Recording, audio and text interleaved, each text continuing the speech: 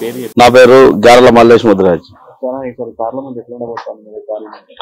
Medak parliament చాలా బాగుంటుంది. ఎందుకంటే ఈనాడు అఖిల భారత కాంగ్రెస్ కమిటీ ఖార్గే గారు, అదేవిధంగా రాహుల్ గాంధీ గారు, మన సీఎం రేవంత్ రెడ్డి గారు ఒక బడుగు బలైన వర్గాల బిడ్డ నీలమ్మ గారికి అభ్యర్థిగా నిలపడం జరిగింది.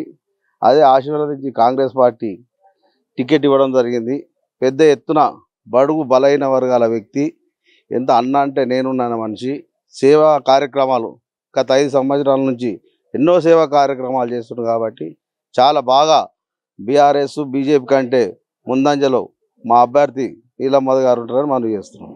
నా పేరు నర్సింహులు, పటాన్చేరు కాన్స్టిట్యున్సీ జిన్నారం గుమ్మడిదల మండల కేంద్రం. ఈసారి అయితే ప్రజలు కూడా మొత్తము టీఆర్ఎస్ పార్టీ కానీ మన బీజేపీ పార్టీ మీద కూడా వ్యతిరేకంగా ఉన్నారన్న, మార్పు కోరుకుంటున్నారు ప్రజలు కూడా. ఎందుకంటే 10 సంవత్సరాలు వాళ్ళు చేస్తున్న పరిపాలన ప్రజలకు ఏ రకంగా లాభదాయకంగా లేదు. అందుకని ఈసారి ప్రభుత్వం, కొత్త ప్రభుత్వం రావాలి. ఎంపీగా కాంగ్రెస్ ప్రభుత్వం వచ్చి పైన మన దేశంలో కూడా రాహుల్ గాంధీ రావాలని కోరుకుంటున్నారు. నీలమ్మది తీసుకుంటే నీలమ్మది సేవా కార్యక్రమాలు రాష్ట్రం మొత్తం తెలుసు. ఎందుకంటే ఇంతకుముందు స్థానిక ఎలక్షన్లో ఇప్పుడు కూడా మీరు చూసిర్రు, ఆయన ఒక మామూలు వ్యక్తి, ఒక సర్పంచ్గా అయ్యుండి ఒక తెలంగాణ రాష్ట్రం మొత్తంలో పేరు తెచ్చుకున్నాడంటే ఆయన చేసే సేవా కార్యక్రమాలు అట్లా ఉన్నాయి. ఎందుకంటే ప్రతి ఒక్క పేదవాడిని ఇంటికి వస్తే ప్రతి ఒక్క పేదవాడికి ఆయనకు తోచిన సహాయం చేసి ఆయన ప్రజల గుండెల్లో నిలిచిపోయిండు. మన ఒక్క పటాన్చేరు నియోజకవర్గం కాకుండా రాష్ట్ర వ్యాప్తంగా తెలంగాణ మొత్తంలో ఎంతో మందికి సహాయాలు చేసి నీలమ్మదన్న గారు మంచి పేరు తెచ్చుకునే వ్యక్తి. అందుకనే నీలమ్మదన్నకి ఈసారి కాంగ్రెస్ పార్టీకి నీలమ్మదన్నకు ఓటేసి గెలిపించుకోవాలని ప్రజలు కూడా కోరుకుంటున్నారు. మా పేరు వెంకటేష్, కాన్కొండ గ్రామం, గుమ్మడిదల మండల్. మెదక్ పార్లమెంట్ వచ్చేసి బ్రహ్మాండంగా ఉంది. ఈరోజు నీలమ్మదన్నకు బ్రహ్మరథం పడుతున్నారు అందరూ. 7 కాన్స్టిట్యున్సీలో ప్రతి కాన్స్టిట్యున్సీ నీలమ్మదన్నకు పరిచయం ఉంది. ప్రతి పేదవాడికి నీలమ్మదన్న అంటే ఏంది ప్రతి ఒక్కరికి తెలుసు. కంపల్సరిగా మదన్నను ఈసారి ఎంపీగా 50,000 పైన చిలుకు ఓట్ల మెజార్టీతోటి గెలవబోతుండు. 100%, 100% ఆయన చేసిన సేవలే ఆయనను గెలిపించబోతున్నాయి. మొన్న ఒక నెల క్రితము ఒక పేపర్లో ఈ ఎంపీ సీటు ఇంకా రాలేదు, కాంగ్రెస్ రాకముందు పేపర్లో ఒక కర్గూర్ అని గజ్వేల్ నియోజకవర్గం అనాథ పిల్లలు, ఆ తల్లిదండ్రులు చనిపోతే యాక్సిడెంట్లో 3 అనాథ పిల్లలు చనిపోతే ఇక్కడి నుంచి అక్కడికి వెళ్ళి వాళ్ళకు అన్నకు తోచిన సాయం చేయడం జరిగింది. అలాగే అలాంటి కార్యక్రమాలు పేపర్లో చూసి చాలామందికి చదువుకు, ల్యాప్టాప్లకని, విద్యార్థులకని అనేకమైన సేవలు చేసిన ఘనత ఇవాళ నీలమ్మదన్న గారిది.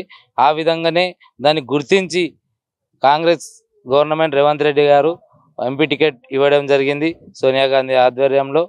కంపల్సరీ ఇది దృష్టిలో పెట్టుకొని ప్రజలు కూడా ఈరోజు కంపల్సరిగా నీలమ్మదకు ఓటు వేసి కాంగ్రెస్ పార్టీని అధిక మెజార్టీతో గెలిపిస్తారు. ఢిల్లీలో కూడా కంపల్సరీ రాహుల్ గాంధీ ప్రధానమంత్రి అవుతారని మేము కోరుతున్నాం. అన్న, నా పేరు అనిల్ అన్న, పటాన్చేరు కాన్స్టిట్యున్సీ. ఎట్లుంది ఇక్కడ మెదక్ పార్లమెంట్కి సంబంధించి ఈసారి మరి ఒక రాహుల్, ఒక రెడ్డి, ఒక బీసీ, ప్రజలు ఎవరి వైపు చూడాలనుకుంటున్నారు? ఎట్లా ఈసారి చాలా ఇంట్రెస్ట్గా ఉంది రాజకీయం ఎంపీ ఎలక్షన్స్. ఇక ప్రజలు బీసీ నీలమ్మది వారు వైపు చూడాలనుకుంటున్నారు. ఎందుకు అసలు నీలమ్మది వైపు ఎందుకు చూడాలనుకుంటున్నారు? అయితే నీలమ్మది వైపు ఎందుకు చూడాలనుకుంటున్నారు అంటే చాలా సేవా కార్యక్రమాలు చేసిండు. ఆపదలున్న వారికి ఆదుకున్నాడు, పేదవారికి పెళ్లిళ్ళు చేసిండు, మంచికి చెడుకి ఆదుకున్నాడు. మంచి వ్యక్తి, మంచి క్యాండిడేట్, జిల్లా వైజ్గా అందరికి తెలిసిన క్యాండిడేట్. అందుకనే నీలమ్మదన్న అందరు జిల్లా. నా పేరు నిరంజన్ అన్న. పార్లమెంట్లో ఎట్లా ఉండబోతుంది?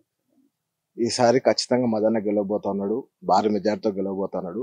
ఎందుకంటే టీఆర్ఎస్ ప్రభుత్వం కానీ బీజేపీ ప్రభుత్వం కానీ తెలంగాణ రాష్ట్రానికి చేసిందేం లేదు. 10 ఏళ్ళ అధికారంలో ఉన్న 2 పార్టీలు కూడా తెలంగాణకు మొండి చేయి చూపించినాయి. అదేవిధంగా మనం టీఆర్ఎస్ గురించి చూసుకుంటే 10 ఏళ్ళు పాలించి మా దళితులకు ఎంతో అన్యాయం చేసింది. 3 ఎకరాల భూమి ఇస్తాన కేసీఆర్ 3 గుంటల భూమి కూడా ఇవ్వలేడు. ఇలా కాళేశ్వర డ్యామ్ కట్టి అది మొత్తం కుంగిపోయే పరిస్థితికి వచ్చింది. 60 ఏళ్ళ చరిత్ర ఉన్న మా కాంగ్రెస్ పార్టీ ఎన్నో వందల డ్యాములు కట్టి లక్షల ఎకరాలకు నీళ్ళు ఇచ్చింది. ఇవాళ మా సంగారెడ్డిలో ఉన్న ఏదైతే మా మాంజ్రా డ్యామ్ ఉందో ఆ మాంజ్రా డ్యామ్ కాడ పోయి చూస్తే రండి మీరు టీఆర్ఎస్ పార్టీలు మేము పోదాం, మీ కాళేశ్వరం డ్యామ్ కాడికి వస్తాం, మేము ఇవాళ మా సంగారెడ్డి డ్యామ్కి తీసుకుపోతాం. డ్యామ్ గేట్లు కాదు కదా, గేట్ల మీద ఉన్న బోల్ట్లు కూడా ఇప్పటివరకు తుప్పు పట్టలేవు. అది తెలంగాణ ప్రజల మీద ఉన్న చిత్తశుద్ధి కాంగ్రెస్ పార్టీకి. ఇలా బీజేపీ ప్రభుత్వం ఎన్నో మాటలు చెప్తా ఉంది. మా తెలంగాణ రాష్ట్రానికి బీజేపీ ప్రభుత్వం ఏమి ఇచ్చిందని చెప్పాలి. ఏ ముఖం పెట్టుకొని మీరు ఓట్లు అడుగుతారో అదే వెంకటరామరెడ్డి గారిని రఘునందరావు గారిని అడుగుతా ఉన్నా. ఏ ముఖం పెట్టుకొని మీరు ఓట్లు అడగడానికి వస్తారు? ఈ తెలంగాణ రాష్ట్రంలో బీజేపీ ఇచ్చిందేముంది, తెచ్చిందేముంది? స్టేట్ షేరింగ్ సెంట్రల్ ట్యాక్స్ కింద మా నుంచి వసూలు చేసిన పన్నులే మాకు ఇస్తున్నారు తప్పితే అధికంగా మాకు ఏమి ఇస్తున్నారు ఒక్కసారి రఘునందరావు గారు చెప్పి ముందు కోట్లు అడగడానికి రావాలని చెప్పి నేను తెలియజేస్తా ఉన్నా. అదే వెంకటరామరెడ్డి గారికి అడుగుతా ఉన్నా, ఇవాళ నువ్వు 1000 కోట్లు పెట్టి ఉద్యోగాలు ఇస్తా అంటున్నవే రైతులకి, మన ఎవరైతే స్టూడెంట్స్కి ఇస్తా అంటున్నవే, మరి అలా నువ్వు మల్లన సాగర్ల రైతులను ముంచిన వాటి నీకు గుర్తొస్తలేదా? ఇప్పుడు నువ్వు ఎమ్మెల్సీ ఉండి రెండు సంవత్సరాల నుంచి ఎమ్మెల్సీ ఉండి అప్పుడు నువ్వు ఏం చేసినావు స్టూడెంట్స్కి అలా నువ్వు చెప్పాలని నేను కోరుకుంటా ఉన్నా. ఈ ప్రజలు ఆల్రెడీ ఆలోచనకు వచ్చేసారు, కాంగ్రెస్ పార్టీని మదనని గెలిపాలని చెప్పి అనుకుంటా ఉన్నారు. నేను ఇప్పుడు ఒకటే తెలియజేస్తా ఉన్నా, ఈ సందర్భంగా నేను ఒకటే అడుగుతా ఉన్నా, మీరు ఏం ముఖం పట్టుకొని వచ్చి ఓట్లు అడుగుతారు? మీరు చేసిన అన్యాయాలు చెప్పి ఓట్లు అడుగుతారా? మీ చరిత్ర ఏంది? మీ 10 ఏళ్ళ మీ చరిత్ర చెప్పి మీరు ఓటు అడగండి, 60 ఏళ్ళ చరిత్ర చెప్పి మేము ఓటు అడుగుతాం. ఈ ఏదైతే కాంగ్రెస్ పార్టీ రేవంత్ రెడ్డి గారి హయాంలో వచ్చిన తర్వాత ఈ 3 మాసాలల్లో 5 గ్యారంటీలు మేము ఇచ్చినాం.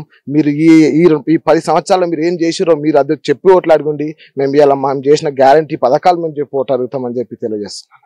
అశోక్ గౌడ్ నా పేరు. నీలం మదన గెలుస్తున్నాను. నీలం మదన పక్కా గెలుస్తున్నాడు, పక్కా 100% పక్కా గెలుస్తున్నాడు, సమస్య లేదు, భారీ ఎత్తున. ఎందుకంటే ఈ రాజకీయం అనేది తరతరంగా వస్తున్నది.